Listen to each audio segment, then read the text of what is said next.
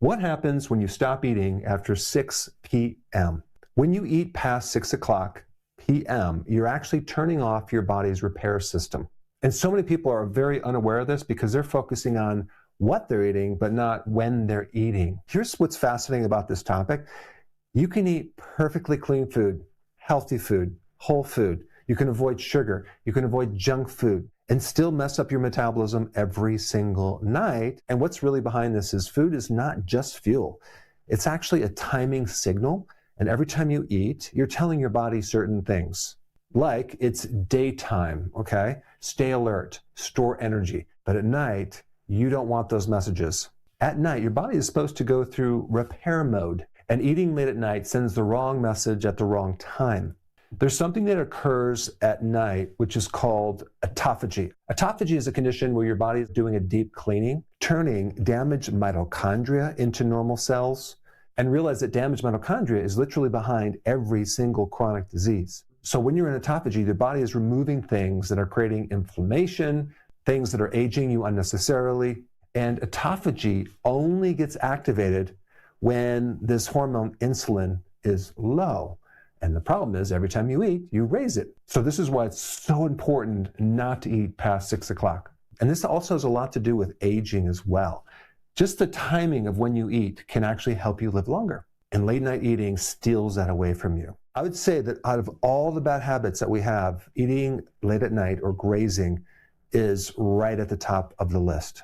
And not just for what it does with the lack of repair, also what it can do to melatonin. Melatonin is the hormone that helps you feel tired and go to sleep. So eating late at night can actually severely interrupt your ability to go to sleep and then maintain a good sleep. Eating late at night really affects your digestion as well. You might go to bed completely bloated. I mean, this was me for years.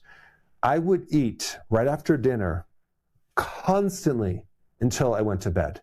Every single night. It was a nonstop feast, okay?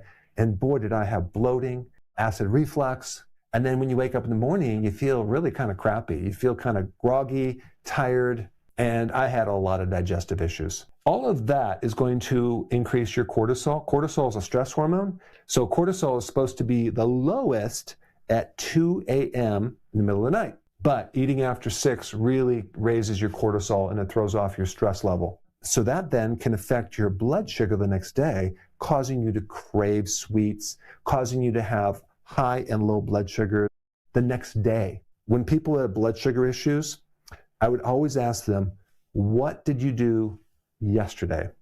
Eating past 6 was at the top of the list. And what's really wild about this whole topic is most people are not hungry at night. It's not about hunger.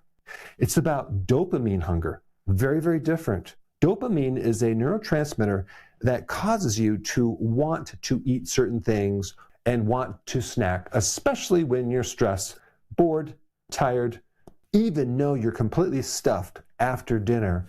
Dopamine will cause you to want a little something sweet or salty or crunchy late at night. This is not about hunger. This is about a malfunction of this dopamine that will literally cause you to go in the cupboard and get something and eat it. And if you think about it, when you have these cravings after dinner, you're not craving steak and eggs. You're craving sweet type things. And if we don't fix this, it's going to severely affect your ability to burn fat, also get rid of inflammation, and also handle your digestive system, especially with bloating. And now I'm going to show you how to break this habit once and for all. It's going to be very, very simple. You must change your environment, okay? In your kitchen, in the refrigerator, in the cupboards, in the pantry, you cannot have snacks anymore. You have to get those out of the house. Yes, I'm sorry to break this to you. That is a hard rule. You've got to work on that. Now, if you have other people in your family that will not allow you to do that, at the very least, put the snack foods in certain containers and put them up high or put them in the garage somewhere where you're adding friction and it's difficult to get to it. So a lot of people ask me, what supplements do I recommend? Now, of course, I'm not biased of my own high quality supplement line, but if you go to Amazon and type Dr. Berg supplements, you'll find more information. Number 2, after 6 o'clock, You should turn the lights off in the kitchen, have a little sign that says the kitchen is closed. Feeding time is done. Brush your teeth is another thing that will signal and let your body know you're done, because it'll make it a little bit more difficult to eat, especially if you have some minty freshness in your mouth and you don't want to mess that up. The next thing is no visible food in your house. So many people have these little bowls of candies or snack foods or nuts. Get all of that stuff in the refrigerator or in your pantry. Don't have it visible, because if it's in front of your face, it's just too easy. We want to add friction between you and this food. And also don't give into the, I'll just have one little bite, because that will also nullify the results that you want to achieve, especially when you're sleeping. What you want to do is you want to go from 6 o'clock all the way until the next day with no food. You can drink water, you can do tea, things like that, but no food. You want your body in this autophagy mode. And by doing that, you're going to help your sleep, you're going to help your fat burning, you're going to help your recovery, you're going to help your cortisol, you're going to help your digestion. And if you change your environment, like you go to the grocery store and you make it a rule that you go there with a list, you get very specific things around the perimeter, not in the middle of the aisles where they have all the junk food. You get in, you get out, and then that way at your home, you don't bring these temptations to your house. So that way you lessen the choices. People have this illusion that we have freedom of choice. No, you don't.